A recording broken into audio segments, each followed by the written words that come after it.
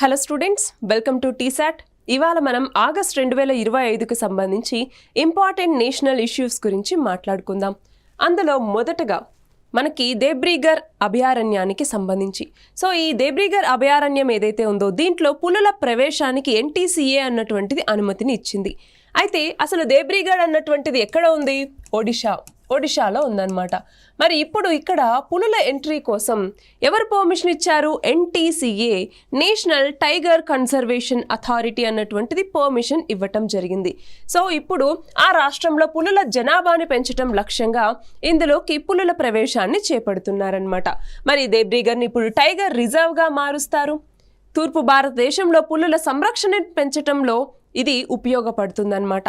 అయితే అసలు NTCA, national tiger conservation authority అన్నటువంటిది మన భారతదేశంలో టైగర్ కన్జర్వేషన్కి సంబంధించినటువంటి హైయెస్ట్ రెగ్యులేషన్ అథారిటీ. మరి టైగర్స్కి సంబంధించి మనం కొన్ని విషయాలు తెలుసుకోవాలి. అది ఏంటి? మనకి ప్రతి సంవత్సరం కూడా నేషనల్ టైగర్స్ డే అనేసి జరుపుతూ ఉంటాం. సో పులుల మీద సంరక్షణకి అవగాహన కల్పించాలి అన్నటువంటి ఉద్దేశంతో ఎప్పుడు నేషనల్ టైగర్స్ డేని జరుపుకుంటాము? జూలై 29వ తేదీని. అంతేకాదు టైగర్స్ అన్నటువంటివి మన భారతదేశంలో హైయెస్ట్ ప్రొటెక్టెడ్ యానిమల్స్లో ఇవి కూడా ఒకటనమాట. మనకి వైల్డ్ లైఫ్ ప్రొటెక్షన్ యాక్ట్ అన్నటువంటిది ఉంది. ఎప్పుడు తీసుకొచ్చారు? 1972. మరి ఈ 1972లో తీసుకొచ్చినటువంటి ఈ చట్టం కింద షెడ్యూల్స్ అనేసి ఉంటాయన్నమాట. షెడ్యూల్ 1, షెడ్యూల్ 2 అలాగా షెడ్యూల్స్ ఉంటాయి. అంటే షెడ్యూల్ 1లో ఉంది అంటే అది హైయెస్ట్ ప్రొటెక్టెడ్ స్పీషీస్ అనేసి అర్థం. అలా ఈ టైగర్ అన్నటువంటిది షెడ్యూల్ 1 కేటగిరీలోకి చేర్చడం జరిగింది. అంతేకాదు ఈ టైగర్ యొక్క ప్రొటెక్షన్ మరియు వీటి యొక్క పాపులేషన్ని పెంచడం కోసం ప్రాజెక్ట్ టైగర్ అని కూడా మన భారతదేశం తీసుకొచ్చిందనమాట. ఏ సంవత్సరంలో తీసుకొచ్చింది ప్రాజెక్ట్ టైగర్ని? 1973లో. సో ఆల్మోస్ట్ 52 ఇయర్స్ దాటింది ఈ యొక్క ప్రాజెక్ట్ టైగర్ తీసుకొచ్చి. అలాగే మన భారతదేశంలో ఈ పులుల సంఖ్య అన్నటువంటిది కూడా మరింతగా పెరుగుతూ వస్తుంది. నెక్స్ట్ వచ్చేసరికి అష్టముడి చిత్తడి నేల పరిరక్షణకి సంబంధించి. అష్టముడి అన్నటువంటిది ఎక్కడ ఉంది? కేరళలో ఉంది. సో రీసెంట్గా కేరళ హైకోర్టు అన్నటువంటిది ఏం చెప్పింది? అత్యవసర పరిరక్షణ చర్యల్ని ఇక్కడ చేపట్టండి, ఎందుకని కాలుష్యానికి గురవుతుంది, ఎంక్రోచ్మెంట్ అన్నటువంటి జరుగుతోంది, సో పరిరక్షించండి ఫస్ట్ అన్నట్టుగా హైకోర్టు అన్నటువంటిది ఆదేశాలు ఇచ్చింది. సో అసలు చిత్తడి నేల అంటే ఏంటి? చిత్తడి నేలలు లేదా వెట్ ల్యాండ్స్ అనేసి పిలుస్తూ ఉంటాం. వెట్ ల్యాండ్ అంటే ఏంటి? ఒక సంవత్సర కాలంలో ఎక్కువ కాలం నీటిలో ఉండేటటువంటి ఆ నేలల్ని మనం చిత్తడి నేలలు అనేసి పిలుస్తూ ఉంటాము. చిత్తడి నేలలు అన్నటువంటి మనకి చాలా చాలా ఇంపార్టెంట్. ఎందుకు అంటే ప్రపంచవ్యాప్తంగా చిత్తడి నేలలు కేవలం 6% ఉన్నా వాటిలో 40% బయోడైవర్సిటీ అన్నటువంటిది ఉంది, జీవ వైవిధ్యత అన్నటువంటిది ఉందన్నమాట. సో అంత ఇంపార్టెన్స్ ఈ చిత్తడి నేలలకు ఉంది. అందుకనే ఈ చిత్తడి నేలల్ని పరిరక్షించాలి అన్నట్టుగా రామ్సర్ కన్వెన్షన్ అన్నటువంటి దాన్ని నిర్వహించారు. మనకి ఇరాన్లో రామ్సర్ అన్నటువంటి ప్లేస్ ఉంది. సో 1972వ సంవత్సరంలో ఇక్కడ ఒక కన్వెన్షన్ జరిగింది. ఆ టైంలో చిత్తడి నేలల్ని పరిరక్షించాలి అన్నట్టుగా రామ్సర్ కన్వెన్షన్ని తీసుకొచ్చి దీని కింద ఏవైతే చిత్తడి నేలలు ఇబ్బందులకు గురవుతూ ఉన్నాయో వాటిని కాపాడటం కోసం రామ్సర్ సైట్స్ అన్నట్టుగా వాటిని గుర్తిస్తారనమాట. సో అలాగా ఈ చిత్తడి నేల ఏదైతే అష్టముడి చిత్తడి నేల ఉందో దీన్ని కూడా రామ్సర్ సైట్గా గుర్తించారు. ఏ ఇయర్లో? 2002వ సంవత్సరంలో.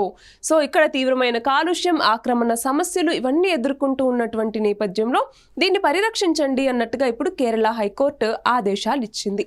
అట్లానే 2023లో నేషనల్ గ్రీన్ ట్రిబ్యునల్ అన్నటువంటిది కూడా NGT ఇది ఏం చేస్తుంది? మన భారతదేశంలో చిత్తడి నేలలనే కాదు మొత్తం మన పర్యావరణానికి సంబంధించినటువంటి అనుమతులు కావచ్చు, ఏవైనా వైలేషన్స్ అన్నటువంటివి చేపడితే వాళ్ళకి ఫైన్లు వేయటాలు కావచ్చు, అలాగే గైడ్ లైన్స్ ఇవ్వటం కావచ్చు, ఇలాంటివన్నీ కూడా ఈ నేషనల్ గ్రీన్ ట్రిబ్యునల్ అన్నటువంటిది చేపడుతుంది. 2010లో నేషనల్ గ్రీన్ ట్రిబ్యునల్ యాక్ట్ కింద దీన్ని ఏర్పాటు చేశారనమాట. సో అయితే ఇది ఏం చేసింది? 2023లో ఇదిగో ఈ అష్టముడి చిత్తడి నేల ఏదైతే ఉందో అందులో కాలుష్యం పెరిగిపోతుంది, ఎంక్రోచ్మెంట్స్ జరుగుతూ ఉన్నాయి, మీరు పట్టించుకోవట్లేదు అన్నట్టుగా కేరళకి 10 కోట్ల రూపాయల జరిమానాను కూడా విధించిందనమాట. సో పట్టణీకరణ, నిర్లక్ష్యం వీటన్నింటి కారణంగా ఇది క్షీణతని ఎదుర్కొంటోంది అనేసి. అయితే ఇంకొకటి ఈ రామ్సర్ వెట్లాండ్స్ ఏవైతే ఉంటాయో అలా ఆ రామ్సర్ వెట్లాండ్స్లో చేర్చిన తర్వాత కూడా వాటిని పరిరక్షించకపోతే అవి డిగ్రేడ్ అయిపోతూ వస్తుంటే వాటిని మ్యాంట్రిక్స్ రికార్డ్ అన్నటువంటిది ఉంటుంది, దాంట్లోకి చేరుస్తారనమాట. మ్యాంట్రిక్స్ రికార్డ్ అని చెప్పేసి. సో దాంట్లోకి చేర్చటం జరుగుతుంది. సో లీస్ట్ సంరక్షణ ఉంది అన్నప్పుడు ఈ మ్యాంట్రిక్స్ రికార్డులోకి చేరుస్తారు. ఒకవేళ మళ్ళీ సరిగ్గా సంరక్షణ అన్నటువంటి చేపడుతున్నారు, పరిరక్షణ బాగుంది అనుకుంటే దీంట్లో నుంచి తొలగిస్తారనమాట. నెక్స్ట్ చూడండి, పిఎం ఏక్తా మాల్స్కి సంబంధించి మనం చూస్తే రీసెంట్గా 27 రాష్ట్రాల్లో ఈ పిఎం ఏక్తా మాల్స్ని ఏర్పాటు చేయాలి అన్నట్టుగా కేంద్ర ప్రభుత్వం పర్మిషన్ని ఇవ్వటం జరిగింది. సో 1 డిస్ట్రిక్ట్ 1 ప్రోడక్ట్ అంటాం. సో ప్రతి డిస్ట్రిక్ట్ నుంచి ఒక ప్రోడక్ట్ని ఎంపిక చేసి దాన్ని ప్రమోట్ చేయాలి, ఎక్స్పోర్ట్స్ అన్నటువంటివి పెంచాలి అన్నటువంటి ఉద్దేశం ఏదైతే ఉందో దాంట్లో భాగంగా ఈ పిఎం ఏక్తా మాల్స్ అన్నటువంటివి కూడా మనకి ఇంపార్టెంట్. సో చూడండి, జిఐ ట్యాగ్ ఉన్నటువంటి స్థానిక ఉత్పత్తులు ఏవైతే ఉంటాయో, జిఐ ట్యాగ్ అంటే ఏంటి? జాగ్రఫికల్ ఇండికేషన్ ట్యాగ్ అనేసి పిలుస్తూ ఉంటాం. అంటే ఒక ప్రదేశంలో, ఒక పర్టికులర్ ప్రదేశంలో ఏదైనా ఒక ఉత్పత్తికి గనక ప్రత్యేకత ఉంటే ఆ ప్రత్యేకతని గుర్తిస్తూ ఇచ్చేటటువంటి అదే ఏంటి? జిఐ ట్యాగ్ అన్నటువంటిది. సో ప్రతి 10 సంవత్సరాలకు ఒకసారి మళ్ళీ రివ్యూ చేస్తారు. అప్పటికి ఆ పదార్థానికి ఆ ప్రత్యేకత ఉంది అనుకుంటే ఆ జిఐ ట్యాగ్ని పొడిగించడం జరుగుతుంది. సో అలా ఈ జిఐ ట్యాగ్ చేయబడినటువంటి స్థానిక ఉత్పత్తులు ఏవైతే ఉన్నాయో వాటికి మార్కెట్ క్రియేట్ చేయటం, వాటిని ప్రమోట్ చేయటం అన్నటువంటిది దీని యొక్క ముఖ్య ఉద్దేశం. సో చేతి వృత్తుల వాళ్ళ యొక్క ఆదాయం పెరుగుతుంది. ఉత్పత్తిదారుల కోసం శాశ్వత రీటైల్ కేంద్రాలని ఈ పిఎం ఏక్తా మాల్స్లో ఏర్పాటు చేస్తారు. దాని ద్వారా కూడా ఏమవుతుంది? వీళ్ళకి మరింత మార్కెట్ అన్నటువంటిది అవైలబుల్గా ఉంటుంది, వాళ్ళ యొక్క ఆదాయం పెరుగుతుంది, దానివల్ల డెవలప్మెంట్ అన్నటువంటిది కూడా వస్తుంది అన్నటువంటిది దీని యొక్క ముఖ్య ఉద్దేశం. నెక్స్ట్ చూడండి, భారత్లో మొట్టమొదటి ఏఐ పవర్డ్ అంగన్వాడీ కేంద్రాన్ని ఏర్పాటు చేశారు. జనరల్గా అంగన్వాడీ కేంద్రంలో చిన్నపిల్లలు ఉంటారు, వాళ్ళ యొక్క డెవలప్మెంట్ కోసం చిన్న మనకి లెటర్స్ నేర్పించడం, 1 2 3 నేర్పించడం ఇలాంటివి చేస్తారు. అలాగే వాళ్ళకి పోషకాహార లోపం అన్నటువంటిది రాకుండా వాళ్ళకి కావాల్సినటువంటి న్యూట్రిషియస్ ఫుడ్ని అందించడం, ఇలాంటి మెజర్స్ అన్నీ కూడా చేపడతారు అంగన్వాడీ కేంద్రాల్లో. సో ఈ అంగన్వాడీ కేంద్రాల్లో ఇప్పుడు ఆర్టిఫిషియల్ ఇంటెలిజెన్స్ని కనుక తీసుకొస్తే అప్పుడు ఎలాంటి మార్పులు తీసుకురావచ్చు అన్నటువంటిది మనం తెలియజేయటం కోసం ఈ యొక్క ఏఐ పవర్డ్ అంగన్వాడీ కేంద్రాన్ని ఏర్పాటు చేయటం జరిగిందనమాట. ఎక్కడ? వద్దమ్మ అన్నటువంటి గ్రామంలో, వద్దమ్న అన్నటువంటి గ్రామంలో దీన్ని ఏర్పాటు చేశారు. మిషన్ బాల్ భరారీ అన్నటువంటి ఒక పైలట్ ప్రాజెక్ట్ కింద దీన్ని అమలు చేస్తూ ఉన్నారు. సో ఇంపార్టెంట్, మిషన్ బాల్ భరారీ అన్నటువంటిది. మరి ఇందులో చిన్నపిల్లల విద్య కోసం ఆర్టిఫిషియల్ ఇంటెలిజెన్స్ సాధనాలను ఇక్కడ ఉపయోగిస్తారనమాట. ఫర్ ఎగ్జాంపుల్ స్టోరీ టెల్లింగ్ అన్నటువంటిది కావచ్చు, ఏబిసిడీలు సాంగ్ ఫామ్లో నేర్పించడం కావచ్చు, ఇలాంటివన్నీ కూడా ఇక్కడ చేపడతారు. అలాగే ఇంటరాక్టివ్గా కూడా ఉండాలి వీళ్ళు అన్నటువంటి దాని మీద కూడా ఇక్కడ దృష్టి పెట్టడం జరుగుతుంది. మరి ఇక్కడ చూస్తే గ్రామీణ పట్టణ విద్యలో అంతరాన్ని తగ్గించడంలో ఇది చాలా ఉపయోగపడుతుంది. సో ఇప్పుడు గ్రామీణంలో కూడా ఆర్టిఫిషియల్ ఇంటెలిజెన్స్ని ఉపయోగించి అన్ని అవైలబుల్గా ఉంచగలిగితే అక్కడ ఉన్నటువంటి చిన్నపిల్లలకు కూడా గ్రామాల్లో ఎవరైతే ఉంటారో వాళ్ళకి పట్టణాల్లో చదువుకునేటటువంటి వాళ్ళ యొక్క ఫెసిలిటీస్ కూడా అందించగలిగితే అప్పుడు రెండింటి మధ్య ఆ గ్యాప్ అన్నటువంటి తగ్గుతుంది. అది కూడా దీని యొక్క ముఖ్య ఉద్దేశం. అలాగే పిల్లల్లో సమగ్ర అభివృద్ధి అన్నటువంటి తీసుకురావాలి, ముఖ్యంగా పేద పిల్లలకి ప్రయోజనం చేకూర్చాలి అన్నటువంటి ఉద్దేశంతో దీన్ని ఏర్పాటు చేశారు. నెక్స్ట్ చూడండి, అప్నా ఘర్ అన్నటువంటి ఇనిషియేటివ్.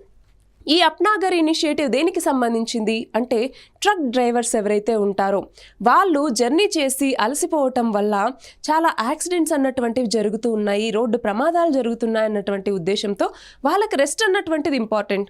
సో వాళ్ళకి రెస్ట్ ఇస్తే వాళ్ళు కొంత మైండ్ అన్నటువంటిది రిఫ్రెష్ అవుతుంది, బాడీ అన్నటువంటిది నార్మల్ అవుతుంది, దాని తర్వాత మళ్ళీ వాళ్ళ యొక్క వే అన్నటువంటిది నార్మల్గా అవుతుంది. దీని ద్వారా రోడ్డు ప్రమాదాలని తగ్గించవచ్చు అన్నటువంటి ఉద్దేశంతో ఈ అప్నా ఘర్ అన్నటువంటి ఇనిషియేటివ్ని తీసుకొచ్చారు.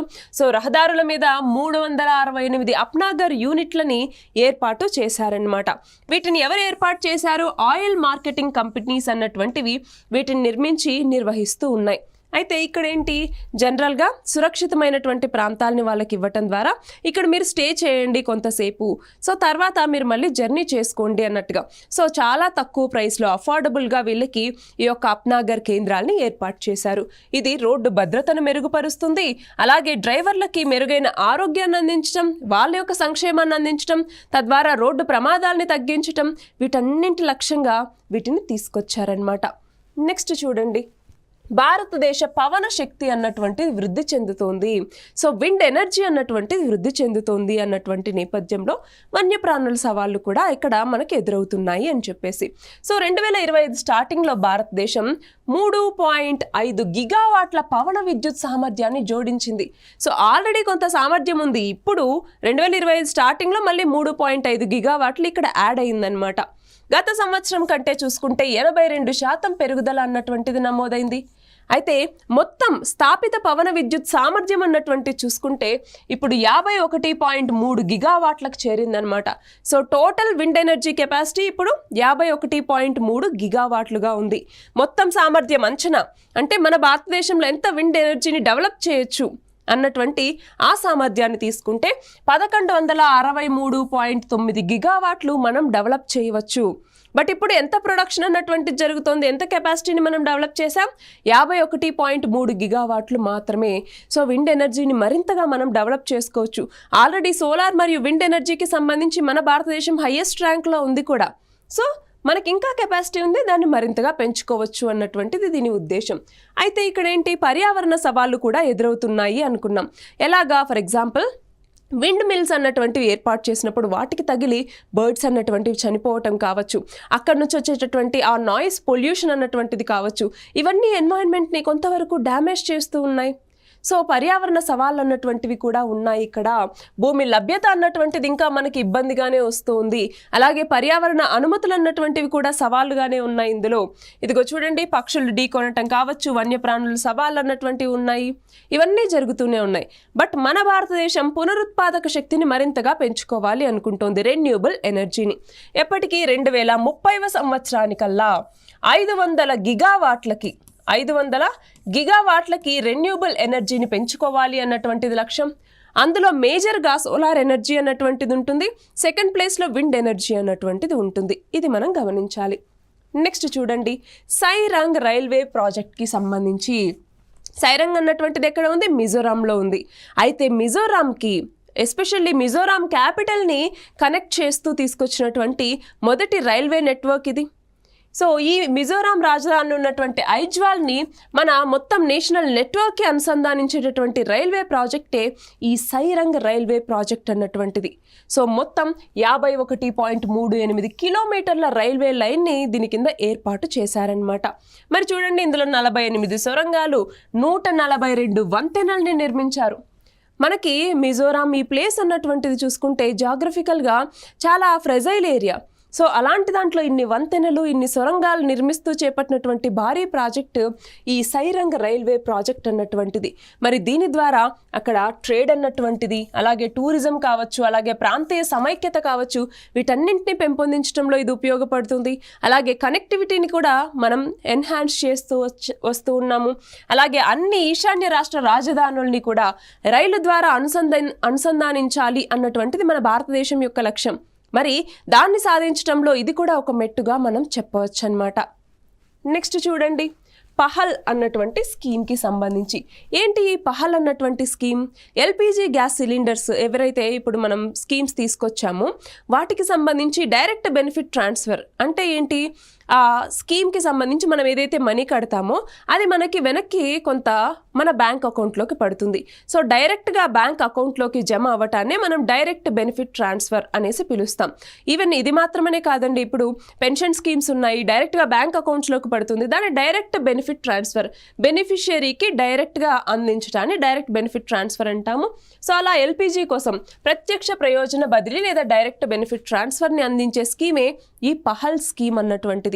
మరి ఈ స్కీమ్ కింద 4 కోట్లకు పైగా ఇప్పటిదాకా నకిలీ కనెక్షన్స్ని తొలగించేశారు. అంతేకాదు ఎల్పిజి సబ్సిడీ కోసం ఇది డీబీటీ స్కీమ్, ఈ పహల్ స్కీమ్ అన్నటువంటిది. అలాగే వినియోగదారులు మార్కెట్ ధరకే ఎల్పిజిని కొనుగోలు చేయడానికి ఈ పహల్ అన్నటువంటి స్కీమ్ ఉపయోగపడుతుంది. అలాగే సబ్సిడీ నేరుగా వాళ్ళ యొక్క బ్యాంకు ఖాతాల్లోకి వెళ్తుంది. అంతేకాదు ఇది ప్రపంచంలోనే అతిపెద్ద నగదు బదిలీ పథకం, ఈ యొక్క డైరెక్ట్ బెనిఫిట్ ట్రాన్స్ఫర్ అన్నటువంటిది. సో ఇందులో మధ్యవర్తుల ప్రమేయం అన్నటువంటిది ఉండదు. ఎవరైతే మనకి మనీని ఇస్తారో వాళ్ళ దగ్గర నుంచి బెనిఫిషియరీకి అది నేరుగా అందుతుందన్నమాట. అది గవర్నమెంట్ కావచ్చు, ప్రైవేట్ ఏజెన్సీస్ ఎవరైనా కావచ్చు. నెక్స్ట్ చూడండి, భారతదేశ ఎలక్ట్రిక్ వాహనాల మార్కెట్కి సంబంధించి సో ఎలక్ట్రిక్ వెహికల్స్ మార్కెట్ మీద నీతి ఆయోగ్ అన్నటువంటిది ఒక రిపోర్ట్ని ఇవ్వటం జరిగింది. సో ఏమని రిపోర్ట్ ఇచ్చింది, ముఖ్యాంశాలు ఏంటి అన్నటువంటిది మనకి తెలియాలి. So first of all $200 billion అవకాశాన్ని మనం ఈ ఈవీ ద్వారా అంటే ఎలక్ట్రిక్ వెహికల్స్ ద్వారా అందుకోవాలి అన్నటువంటిది నీతి ఆయోగ్ అన్నటువంటిది లక్ష్యంగా ఉద్దేశించడం జరిగింది. మరి 2030 సంవత్సరానికల్లా మన భారతదేశం ఎలక్ట్రిక్ వెహికల్స్ యొక్క అమ్మకాల్లో 30% వాటాని కలిగి ఉండాలి అనేసి. అంటే ఏంటి, ఫర్ ఎగ్జాంపుల్ 2030 నాటికి మొత్తం ఒక 100 వెహికల్స్ కనుక అమ్ముడైతే అందులో కనీసం 30 అయినా కూడా ఎలక్ట్రిక్ వెహికల్స్ ఉండాలి అన్నటువంటిది లక్ష్యం. అలాగే 2016లో మనం చూస్తే 50,000గా ఎలక్ట్రిక్ వాహనాల అమ్మకాలు ఉంటే అది 2024కి వచ్చేసరికి 2.08 మిలియన్లకు పెరిగింది. సో ఎలక్ట్రిక్ వాహనాల యొక్క వాడకం అన్నటువంటిది పెరుగుతూ వస్తుంది మనం గమనిస్తే. బట్ ఇప్పటికీ కూడా కొంత తక్కువగానే ఉంది. ఎందుకు అంటే బ్యాటరీ ఛార్జింగ్ ఇన్ఫ్రాస్ట్రక్చర్ అన్నటువంటిది సరిగ్గా లేకపోవటం కావచ్చు. అలాగే రేంజ్ యాంగ్జైటీ అనేసి పిలుస్తాం. రేంజ్ యాంగ్జైటీ అంటే ఏంటి, ఇప్పుడు ఎలక్ట్రిక్ వాహనాలు ఉన్నాయి, ఆ ఎలక్ట్రిక్ వాహనాలు ఏవైతే ఉన్నాయో ఆ ఎలక్ట్రిక్ వాహనాలు అత్యంత దూరం వెళ్ళలేవు. సో కొంత లిమిట్ అన్నటువంటిది వాటి మీద ఉంటుంది. ఆ తర్వాత ఛార్జింగ్ ఇన్ఫ్రాస్ట్రక్చర్ ఆ మధ్యలో గనక మనకు అవైలబుల్గా లేకపోతే మధ్యలో ఆగిపోతామేమో, ఎంత దూరం వెళ్తామో లేదో అన్నటువంటి ఒక యాంగ్జైటీ నడుస్తూ ఉంటుంది. దాన్ని మనం రేంజ్ యాంగ్జైటీ అనేసి పిలుస్తాం. సో ఇలాంటి చాలా ఇష్యూస్ ఉన్నాయి. వాటిని మనం ఎదుర్కొంటూ మరింతగా ఎలక్ట్రిక్ వెహికల్స్ని ముందుకు తీసుకెళ్ళాలి అన్నటువంటిది లక్ష్యం అనమాట. అలాగే చూడండి, మొత్తం వాహన అమ్మకాల్లో వాటా ఇప్పుడు 2018లో 0.5% ఉంటే అది 2024కి వచ్చేసరికి 7.7% పెరిగింది. సో మనకి డ్రాస్టిక్ చేంజ్ అన్నటువంటిది కనబడుతుంది. బట్ దీన్ని మరింత ఎన్హాన్స్ చేసుకోవాల్సిన అవసరం ఉంది. అలాగే 2024 నాటికి ప్రపంచ స్థాయిలో ఎలక్ట్రిక్ వెహికల్స్ యొక్క వ్యాప్తి 40% చేరుకుంది. కానీ మన దగ్గర చూసుకుంటే కేవలం 7.7% మాత్రమే ఉంది. సో మనం చాలా ఇంక్రీజ్ చేయాలి అన్నటువంటిది. ఎందుకంటే మన దగ్గర పాలసీకి సంబంధించి ఈవీ పాలసీస్ చాలా ఉన్నాయి, తీసుకొచ్చారు. కానీ ఆ పాలసీ ఇంప్లిమెంటేషన్ అన్నటువంటిది కరెక్ట్గా ఉందా లేదా, దానికి సంబంధించిన ఇన్ఫ్రాస్ట్రక్చర్ సరిగ్గా బిల్డ్ చేస్తూ ఉన్నామా లేదా, దాని మీద అవేర్నెస్ అన్నటువంటిది కల్పిస్తూ ఉన్నామా లేదా. ఇప్పుడు చాలా వరకు ఈవీస్ అన్నటువంటివి సడన్గా పేలిపోతున్నాయి, మంటలు వస్తున్నాయి.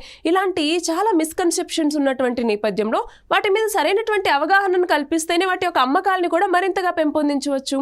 సో ఆ ప్రాబ్లమ్స్ అన్నింటినీ రిజాల్వ్ చేయాల్సినటువంటి అవసరం అన్నటువంటిది ఉంది. ఎందుకంటే చూడండి, ఛార్జింగ్ ఇన్ఫ్రాస్ట్రక్చర్, బ్యాటరీ ఖర్చులు, పాలసీలో ఉండేటటువంటి ఇర్రెగ్యులారిటీస్ ఇవన్నీ కూడా మనకు ప్రాబ్లమ్స్గా ఉంటే ఇప్పుడు చమురు దిగుమతులు అన్నటువంటివి తగ్గుతూ వస్తూ ఉన్నాయి.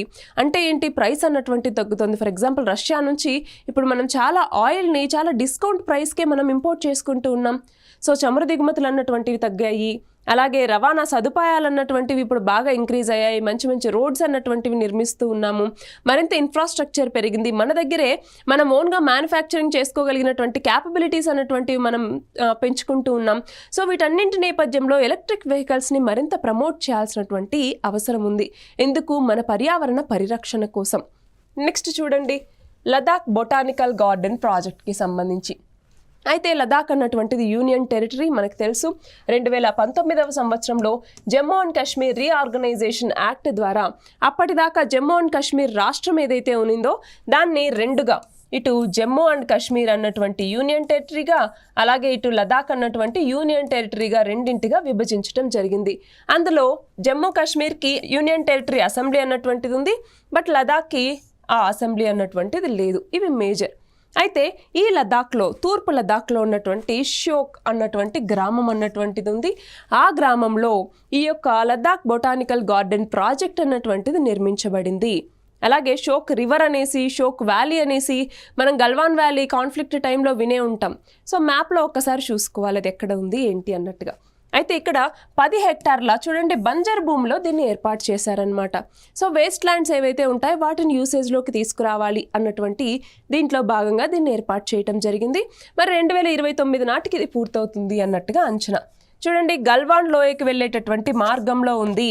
ఇంపార్టెంట్, 2020లో చైనాకి అలాగే మన భారతదేశానికి మధ్య గల్వాన్ లోయ దగ్గర కాన్ఫ్లిక్ట్ అన్నటువంటి జరిగింది. అది రిజాల్వ్ ఇంకా పూర్తిగా అవ్వలేదు అని మనం చెప్పాలి. అంతేకాదు ఇప్పుడు మళ్ళీ చైనాకి భారతదేశానికి సంబంధాలు మెరుగుపడుతున్నటువంటి నేపథ్యంలో గల్వాన్ లోయ కావచ్చు, షోక్ వ్యాలీ కావచ్చు, అలాగే ఈ షోక్ గ్రామం కావచ్చు, షోక్ రివర్ కావచ్చు, అలాగే లదాఖ్ బొటానికల్ గార్డెన్ ప్రాజెక్ట్ కావచ్చు, ఈ టాపిక్స్ అన్నీ కూడా మనకి ఎగ్జామ్కి చాలా ఇంపార్టెంట్ అన్నమాట. మరి ఇక్కడ చూడండి, గో గ్రీన్ గో ఆర్గానిక్ అన్నటువంటి ప్రచారంలో భాగంగా ఈ యొక్క బొటానికల్ గార్డెన్ ప్రాజెక్ట్ని ఏర్పాటు చేస్తున్నారు.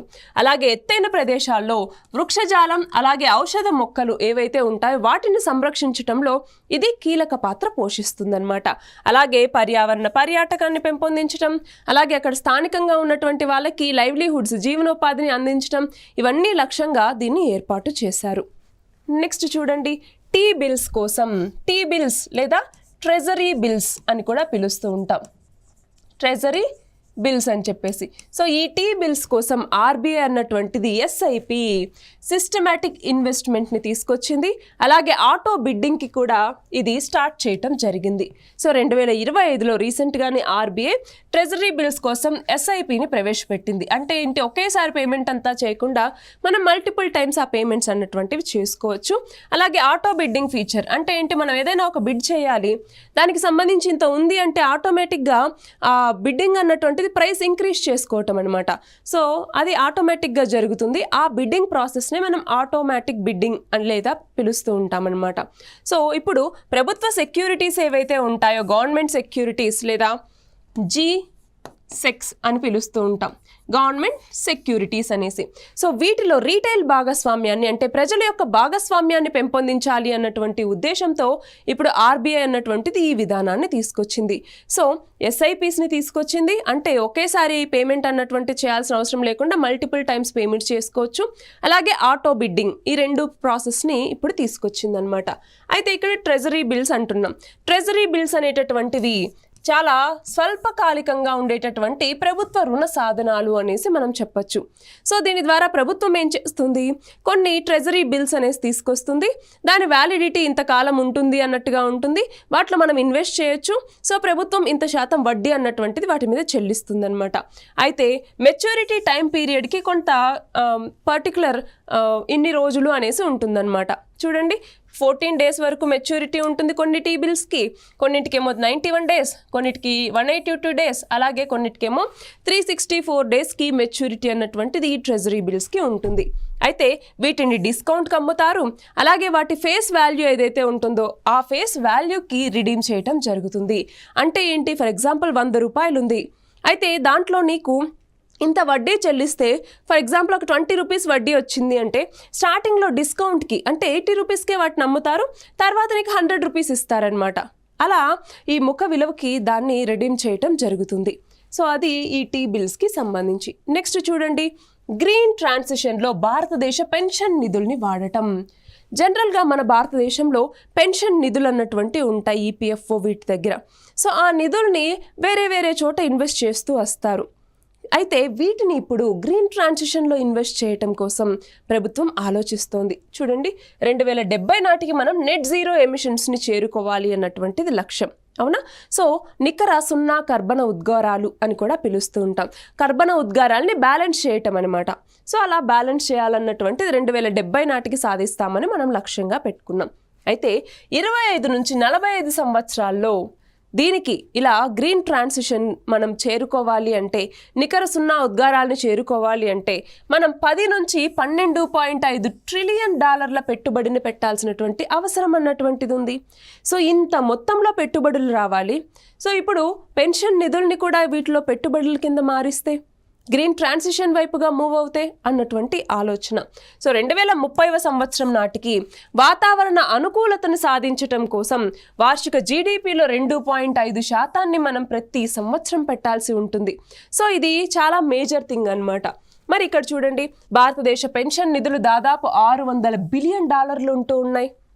సో జనరల్గా గవర్నమెంట్ సెక్యూరిటీస్లో ఈ పెన్షన్ నిధుల్ని పెట్టుబడి కింద పెడతారు. అలా కాకుండా ఇప్పుడు గ్రీన్ ట్రాన్సిషన్లో కనుక ఈ $600 బిలియన్ కనుక మార్చగలిగితే మనం త్వరగా సస్టైనబుల్ డెవలప్మెంట్ వైపుకి వెళ్ళిపోవచ్చు, అలాగే నెట్ జీరో టార్గెట్ ఏదైతే ఉందో దీన్ని త్వరగా రీచ్ అవ్వచ్చు అన్నటువంటి ఉద్దేశంలో ఇప్పుడు పర్యావరణ అనుకూల ప్రాజెక్టుల్లో చాలా తక్కువగా పెడుతున్నారు. దీన్ని ఇంక్రీజ్ చేయాలి. పెన్షన్ నిధులు చూడండి, ప్రతి సంవత్సరం 10% చొప్పున పెరుగుతూ ఉంటాయి. సో వాటిని గ్రీన్ ట్రాన్సిషన్లో పెట్టాలి. దానివల్ల ఏమవుతుంది, పర్యావరణ అనుకూలమైనటువంటి విధానాల్ని పాటించవచ్చు, కార్బన్ ఎమిషన్స్ని తగ్గించవచ్చు, ఓజోన్ లేయర్ని ప్రొటెక్ట్ చేసుకోవచ్చు, మన హెల్త్ అన్నటువంటిది బాగుంటుంది, అలాగే ఎకానమీ డెవలప్మెంట్ అన్నటువంటిది జరుగుతుంది. సో వీటన్నింటి ఉద్దేశంతో ఇప్పుడు భారతదేశ పెన్షన్ నిధుల్ని గ్రీన్ ట్రాన్సిషన్లోకి మారుస్తూ ఉన్నారు. మిగతా నేషనల్ ఇష్యూస్ అన్నటువంటి మరొక వీడియోలో చూద్దాం. All the very best.